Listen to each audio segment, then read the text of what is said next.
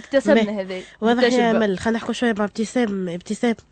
وضعيه نحب الاساتذه نذكر اليوم اللي زملاء الأساتذة النواب يأخذون تحرك وطني أمام وزارة التربية، باعتبار أن الوزارة قد أقرت في اتفاقية سابقة أن نسبة 10% هي التي ستمثل النسبة التي ستنطلق الوزارة في العام القادم بإدماج الأساتذة النواب، ونحن نرفض نسبة 10% باعتبار أن إذا كانت حاجيات الوزارة معناه في حدود 1500 أستاذ في العام القادم، يعني بالنسبة للأساتذة النواب يعني في حدود 100 أستاذ نائب، وذلك انطلاقا من ترتيب وطني، وهي نسبة قليلة جدا. يعني مطالبنا اليوم وعلى غرار يعني التحرك الفارط أمام وزارة التربية هو إدماج جميع الأساتذة النواب لمدة لا تتجاوز 3 سنوات، باعتبار أن الأستاذ النائب يعني ضحى قدم سنة دراسية يعني في ظل عقد هش معناه، وفي ظل جراية معناها لا تتجاوز 250 دينار، من شأنها أنها تأثر على الأستاذ وعلى نفسيته ماديا ومعنويا، باعتبار أن يلزمنا معناها نأكدوا اللي التلميذ هو محور العملية التربوية. يعني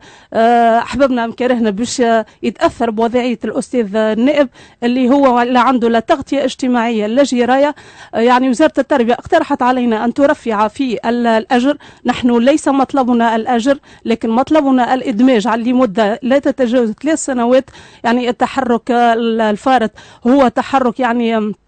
استطيع ان اقول انه زلزل وزاره التربيه، حتى ان يعني وزير التربيه فتحي جراي قد تفاجأ بذلك وقال انني يعني ما زلت جديد على هذه الوزاره ولا اعلم حقيقه هذه القضيه. اليوم عدنا باعتبار اننا نامل ان تكون الاتفاقيه بين النقابه ووزاره التربيه هي اتفاقيه يمكن ان تنهض بنا نحن الاساتذه النواب الذين عانينا من مراره البطاله. كنت استمع لبرنامج يعني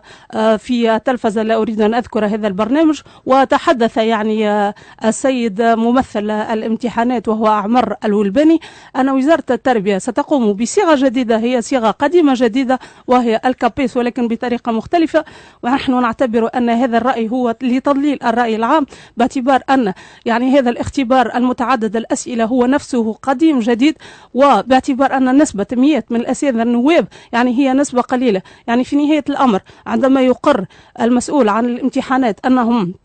سيأتون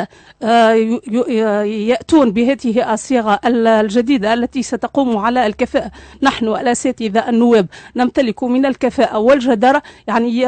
التي قال أنها ستكون هي يعني المحور الجديد للكابيس. نحن لدينا الكفاءة، فقط نرجو من المتفقدين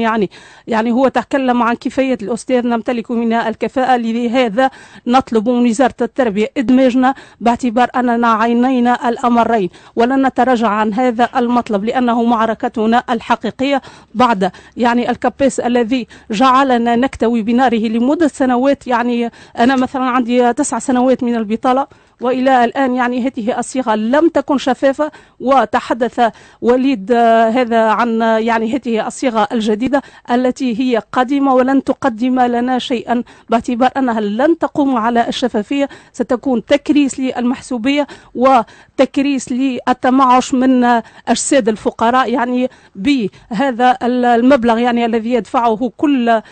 معطل عن العمل، يعني يدفع 20 دينار يعني بالنسبة عندما يجتاز مناظرة الكابيس نقول نرفض هذه الصيغة. هناك العديد من الأشياء الأخرى التي يستطيع خبراء وزارة التربية أن يقدموها لنا، وهي إدماج الأساتذة النواب.